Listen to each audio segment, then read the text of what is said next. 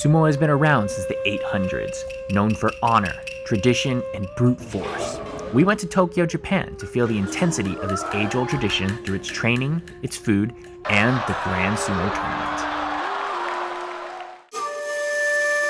7:15 in the morning, and I am in the Nihonbashi neighborhood to witness the legendary sumo practices. The sumo wrestlers, or rikishi, practice and sometimes live at these sumo stables. This is the only stable in all of Tokyo that actually has open windows into their training ground and allows you to catch a glimpse of what these sumo wrestlers have to go through on a daily basis. As you can see, it's a very rare opportunity, which is why it is so popular with tourists, and it's quite crowded here. Practice is a very intense affair. They do some warm-ups, then they do some practice bouts, and sometimes it goes into this King of the Hill style format where the winner stays on and a challenger goes up to tap them.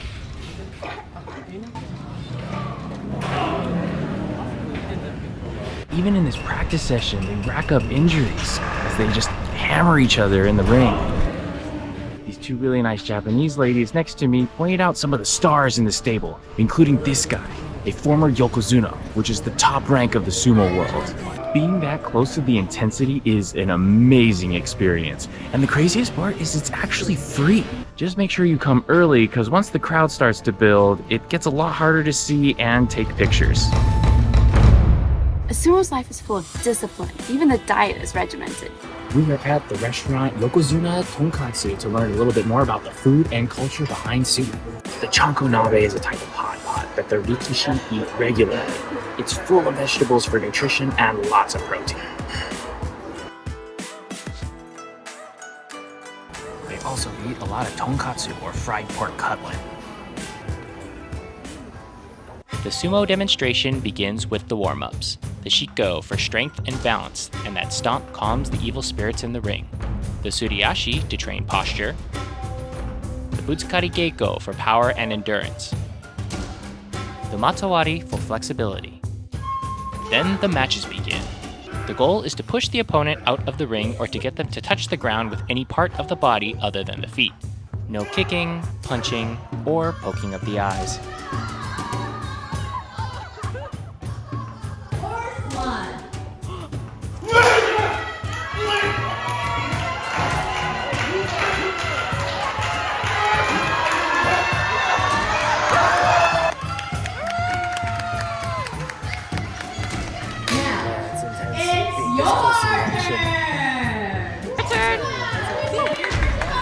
I can do it. I can win. You're not nervous? A little bit.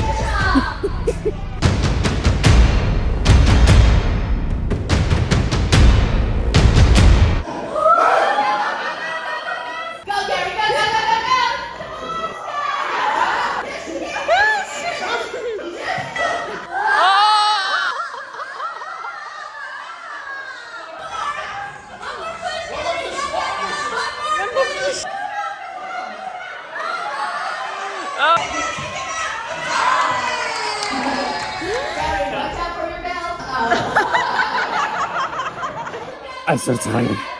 I had no idea the size difference was so big. Pushing as hard as I could. I wasn't budging. Now that we're full of food and good info, it's time for the real deal, the Grand Sumo Tournament.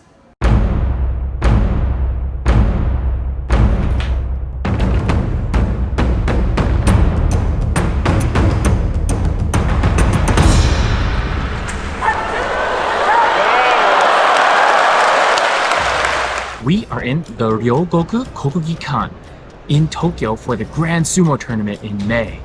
These tournaments only happen 6 times a year, so it's kind of like the US Open for tennis, but for sumo. So the matches are split up into ranked divisions, and at the beginning of each division, the competing rikishi all come out on display. Here, the standing Yokozuna, Teruno Fuji, has a ceremonial performance, and then the matches begin.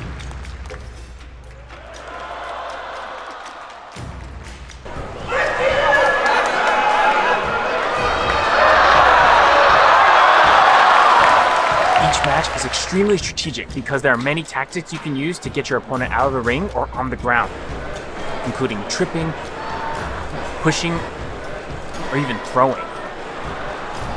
Since it can be over in a blink, they have to have lightning fast reflexes.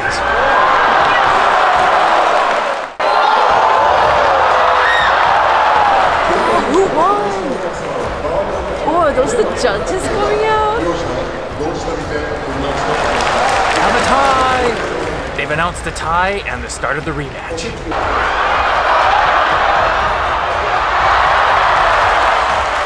Being in the front row, you're in so much danger. The sumos have been tossed out of the ring a few times, like right onto the lap, so the guy's sitting next to the ring. Gives the splash zone a whole new meaning. Oh, ooh, sweaty splash. Splash zone. There's actually a bunch of pre-round rituals. One including they're actually tossing salt to purify the ring. They also appear to do this intimidation act where they get into the starting positions, but they hold off, intimidate each other, and then stretch out for a little bit before the actual round. Because of all the ritual, there's a decent amount of time to check out the fun merchandise and get some food. You do have the opportunity to leave to go get food, but if you want food inside the stadium, it's on the second floor, and you may need to be a little quick about it because by the afternoon, a lot of the stuff is sold out. It wouldn't be Japan without a line for something, though. I feel like I'm eating Yum. popcorn at a movie. This is a pretty intense movie. The way they're sitting to prepare, I never actually thought about how much good balance sumo wrestlers need. Oh, it's really hard to sit like that. So these flags represent the sponsors of the match, which provide the prize money for the winner. Wow, this is a high stakes battle. There were 3 rounds of flags of sponsors, and that guy just won a big stack. The standing Yokozuna is ending the day, and wow, he is so big, he almost looks like he's picking up a child.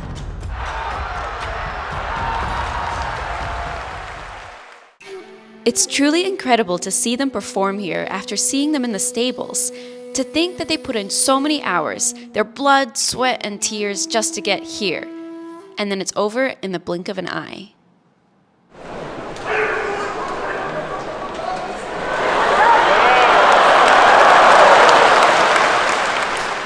Being at the Grand Sumo Stadium is incomparable. The intensity and the gravitas is something you can only really feel live. Japan has so much respect for its traditions like sumo, which continuously breathes new life into this unique culture.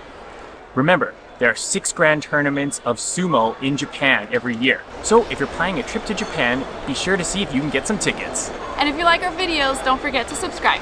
We'll see you next time.